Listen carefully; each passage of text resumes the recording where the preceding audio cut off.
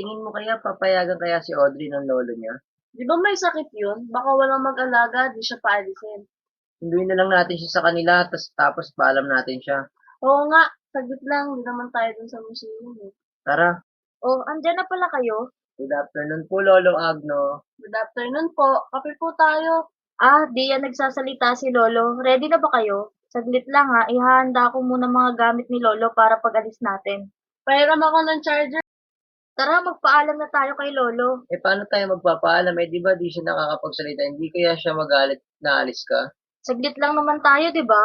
Oo naman, saglit lang tayo. May lakad din ako mamaya eh. Pero teka, bakit nga pala din nagsasalita si Lolo Agno? Ah, yan kasi si Lolo, sundalo siya dati ng World War II. Sa sobrang trauma niya sa mga nangyari noon, hindi siya makapagsalita ngayon.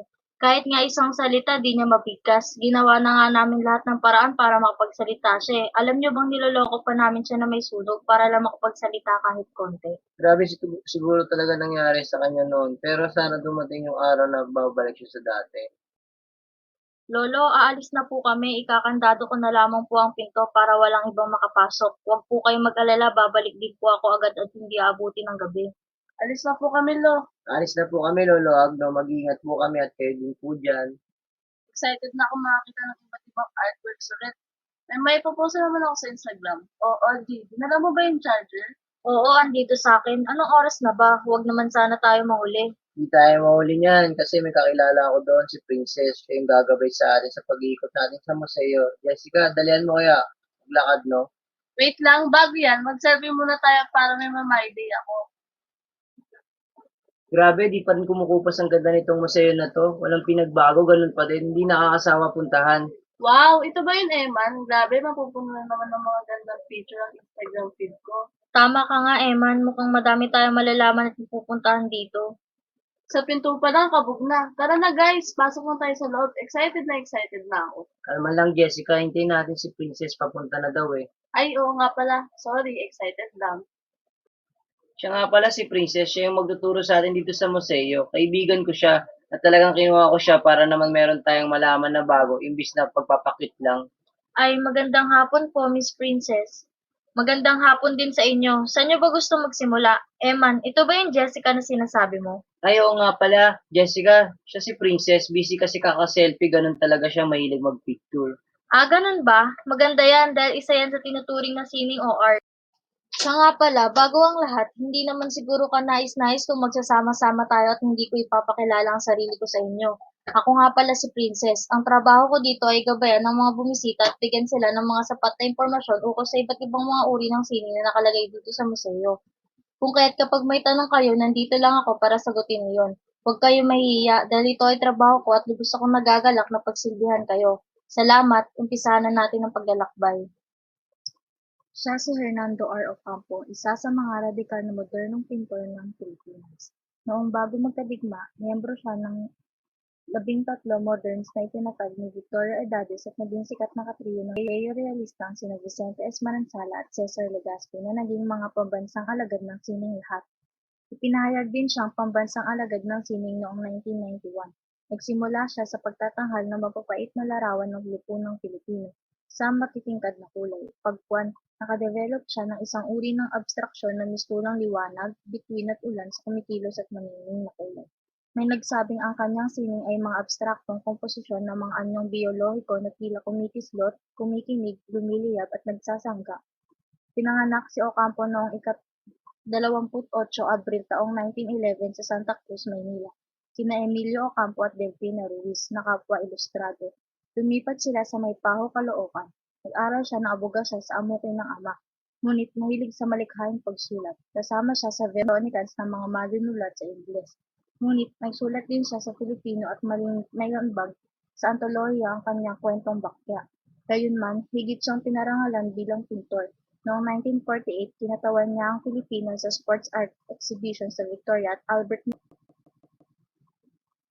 Noong 1950, inalok siyang maging scholar sa Sining Pranses sa Paris at noong sumunod na taon ng grant ng Smith-Mundt sa Estados Unidos, ngunit kapwa niyang tinanggihan ng mga ito kabilang sa mahalagang pintura niya ang Ina ng Balon, Calvary, Slum Dwellers, Nude with Candle and Flower, Man and Carabao, Fiesta, Easter Sunday at pinakapopular ang Genesis na naging hulwaran ng disenyo sa telo ng Cultural Center of the Philippines Main Theater. Naitanghala ang kanyang pintura sa Washington, New York, London at Tokyo. Nagawa rin naman siya ng Republic Cultural Award noong 1965, patnubay ng sine at kalinangan noong 1969, diwa ng lahi noong 1976 at namatay siya sa sakit ng puso noong ika-28 ng Disyembre taong 1978. Ang mga gawa ni Ocampo ay nagbibigay ng kamalayan at lubos na pagkakaintindi ng mga tao ukol sa mga masasalimuot na nangyari sa ating lipunan noon, pagkatapos ng ikalawang digmaan, at ang mga iyon ay isa sa mga dahilan kung bakit mas nagkaroon ng nasyonalismo ang Pilipino pagkatapos ng digmaan. Ito ang Genesis, isa sa kanyang likhang sining na may kulay na maroon, red, orange, yellow na naging huwaran na disenyo sa telon ng Cultural Center of the Philippines Main Theater. Ang husay magturo at maglahad ng impormasyon ni Miss Princess, ano? At ang ganda pa ng topic na pinagtuunan natin ngayon. Ikaw, Jessica, wala ka bang masasabi? Napanganga ako sa mga impormasyon na nalaman ko. Parang dun palang mawawala ng mga brain cells ko. Ang dami ko natutunan dito. Paniguradong babalik ako dito. Kung pwede nga lang buong araw ako dito. Hala, oo nga pala, aalis pa ako. Audrey, si Lolo Agno, baka hinahanap ka na. Magpaalam muna tayo kay Miss Princess. Maraming salamat sa pagbibigay niyo ng oras para bumisita dito sa museo at sa pakikinig ninyo naway may natutunan kayo at panghabang buhay ninyo iyon gamitin. Tandaan natin sa puso niyo na sana ang sinasabi kong pagmamahal sa sining. Sobra akong naging masaya sa inyo. Mag-iingat kayo palagi at nandito lamang ako sa museo kung kayo ay may katanungan. Mauuna na po kami. Salamat po, mauna na po kami.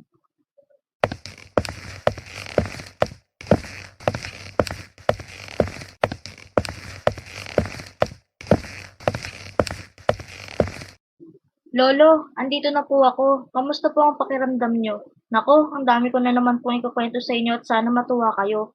Mag-ayos lang po ako at babalikan ko po kayo dyan. Uminom na po ba kayo ng gamot niyo? Ay, hindi po pala kayo makausap. Di ba lo, pumunta kami museo. May kaibigan dun si Eman. Ang pangalan niya ay Princess. Siya yung naggabay sa amin dun. Ang topic namin kanina si Hernando Ocampo. Isa siyang magiting na pintor, lo. Alam niyo ba ang mga gawa niya ay may inspirasyon? Yung mga gawa niya base sa mga nangyari sa Pilipinas pagkatapos ng World War II. Kaya nga ho ako masaya na nagkukwento sa inyo kasi alam kong makaka-relate kayo. Huwag sana kayo magalit, lo. Tingnan niyo itong mga iba sa akda niya para malaman yung maganda talaga. Ang pangalan nito ay Genesis. Ito ang pinakapopular na gawa niya. Lo? Lo? Lo? Agno, Lolo? ganda, galing. Lolo, nakakapagsalita na po kayo? Lo, nakakayak naman po kayo. Nakakapagsalita na po kayo? Nananaginip lang po ba ako? Lo, magsalita pa po kayo ng magsalita. Jen, Genesis po, Lo. Gusto niyo po makita? salamat. Sa sobrang tuwa mo sa painting, Lo, nakapagsalita ka na. Salamat sa Diyos.